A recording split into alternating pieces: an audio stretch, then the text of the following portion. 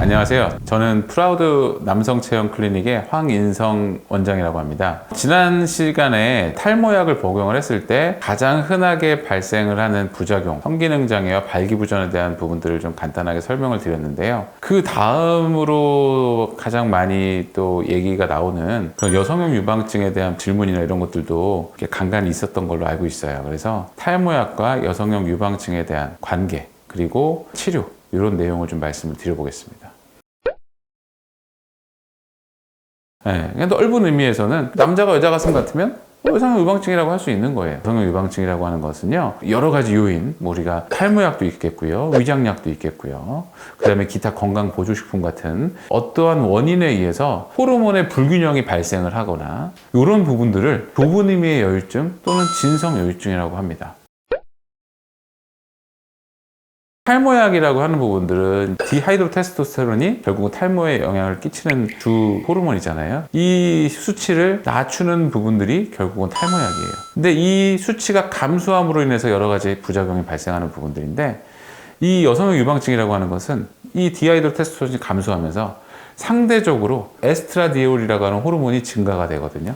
그러면 이 증가가 된 에스트라디올은 이제 여러 가지 수용체에 작용을 하는데, 이 유선 쪽에 수용체가 많은 사람들이 있거든요. 그러한 부분들에 에스트라디올이 작용을 하는 경우에 결국은 유선이 증식을 하게 되는 거고, 이러한 원리로 이렇게 여성 유방증이 발생을 하게 됩니다. 아무래도 그럴 수 있어요. 하지만 이 수용체라고 하는 거는요, 사람마다 다 다르고요. 그 부분이 어느 부분에 그 수용체가 있는지는요, 다 사람마다 코딩이 다 달라지게 돼 있어요. 그렇기 때문에 무조건 여성 호르몬 수치가 일반 남성에 비해서 높다라고 해서 이 유선이 비대하는 부분들은 아니고, 그런 경향성은 있어요. 이게 나이가 들면서 남자들도 여성 호르몬의 수치가 올라가는 분들이 꽤 있거든요. 그런 경우에 실제로 유선이 비대가 갑자기 오는 분들, 그런 분들이 있어요. 그런 부분들은 아무래도 이 여성 호르몬의 기본적인 수치와 이 여유증의 상관관계를 좀 대변할 수 있는 그런 내용이다 볼 수 있겠습니다. 지금 그런 부분들은 밝혀진 거는 없습니다. 이러한 부분들이 여유증하고 무조건 상관관계가 있기 때문에 탈모하고 연관이 있다, 이렇게 너무 단정지어서 생각하기는 어렵다고 보셔야 될 것 같고요. 더 많은 연구 결과가 나오면 그때 정확한 내용들을 또 전달해 드릴 수 있을 것 같습니다.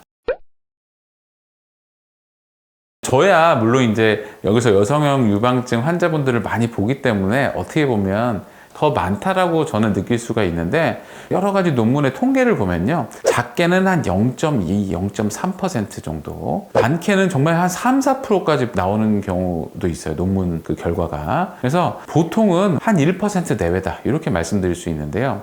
근데 이게 뭐 그럼 1% 내외면 솔직히 뭐 일반 성기능 장애, 우리가 탈모약을 먹으면서 생기는 부분들보다도 훨씬 적고요.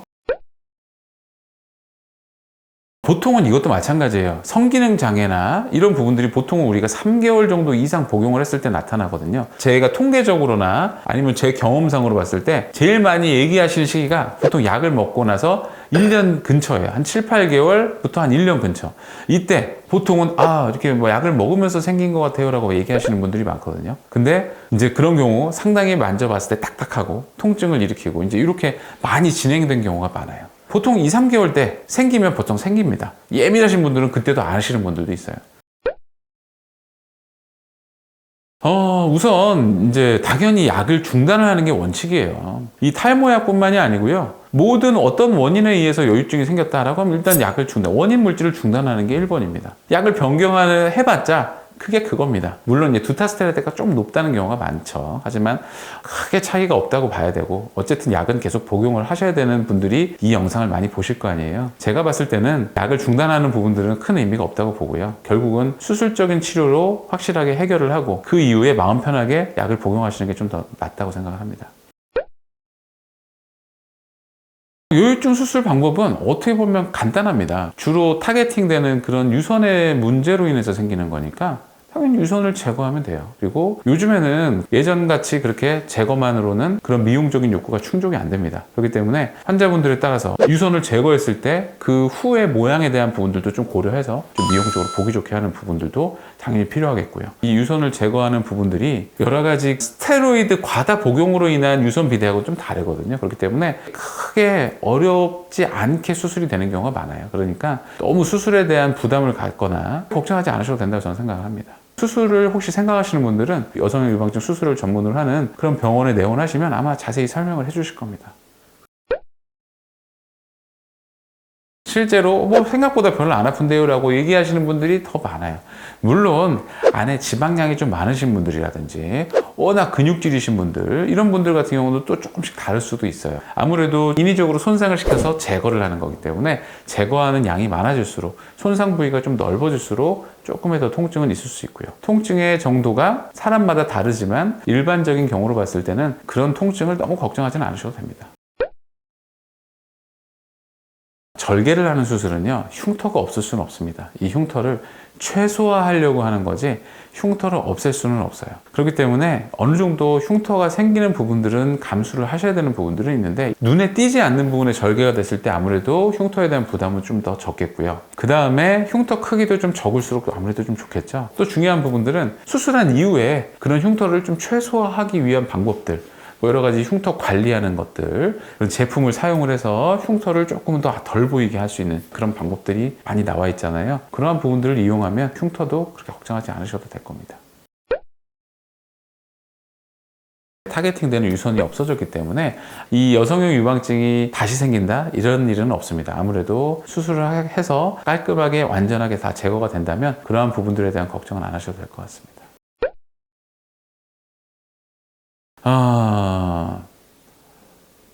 없습니다. 아까 말씀드렸지만 약을 중단하는 것밖에는 없고요. 아주 초기에 발견을 해서 약을 중단을 한다면 다시 증식된 부분들이 어느 정도 회복을 할 수 있다고 돼 있고, 실제로 저도 그런 경우는 꽤 많이 봤어요. 비술적인 방법은 약을 끊는 것 외에는 특별한 방법은 없다고 생각을 합니다. 그거는 오히려 더 독이 될 수 있어요. 왜 그러냐면 유선이 이미 비대해져 있는 부분들을 근육을 키움으로써 이 근육이 커지면서 유선이 된 부분들이 근육에 의해서 밀리면서 피부가 그 부분이 더 늘어날 수가 있어요. 그 이후에 뒤늦게 회복이 되고 그 제거가 된다 하더라도 그 남는 피부들이 그대로 윤곽이 남아 있어요. 또 이게 앞으로만 늘어나면 좋은데요, 근육에 의해서 밀려서 아래로 내려가는 경우도 있어요. 그러면 더 보기가 안 좋아집니다. 그렇기 때문에 저는 오히려 그렇게 운동으로서 극복을 한다? 절대 이거는 아니다라고 저는 생각을 하고, 환자분들께도 꼭 이런 내용을 말씀을 드리고 있습니다. 그 여유증의 전조 증상이라고 하는 부분들은 그냥 아주 예민하신 분들, 또는 정말 살이 안 찐 사람들, 어떻게 보면 진짜 근육만 있는 사람들은요, 그거는 확실히 보여요. 딱딱하지 않아요, 절대. 그냥 부드러운데 살짝 올라오는 느낌으로 보셔야 돼요. 그게 보통은 처음 증상입니다. 이미 딱딱해진다, 아프다, 뭐가 나오는 것 같다, 이거는 이미 진행이 된 거예요. 그거는 이미 회복이 잘 안 돼요. 약을 중단한다고. 정말로 이 전조 증상을 정확하게 보려면요, 초음파상에서는 그 변화된 게 보이거든요. 병원을 가셔서 초음파를 보시면 아주 초기의 증상도 알 수 있지 않을까. 예, 그렇게 말씀드리면 좀 더 정확할 것 같습니다.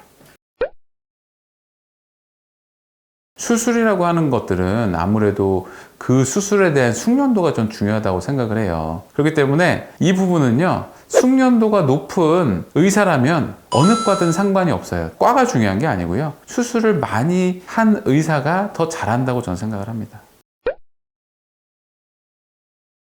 약물로 인한 여성형 유방증은요, 진성여유증입니다. 그렇기 때문에 이 진성여유증은요, 정말 질환이라고 봐야 되는 거고요, 보험이 되는데 전혀 문제가 될 수 없는 부분이에요. 실제로 약물로 인해서 이런 여성형 유방증이 생겼다라고 하면 지체 없이 병원을 가셔가지고요, 수술적인 치료를 받으시는 게 여러 가지 부분들로 또 보험 적용이 되니까 너무 이런 보험 여부에 대한 거는 고민하실 필요가 없습니다.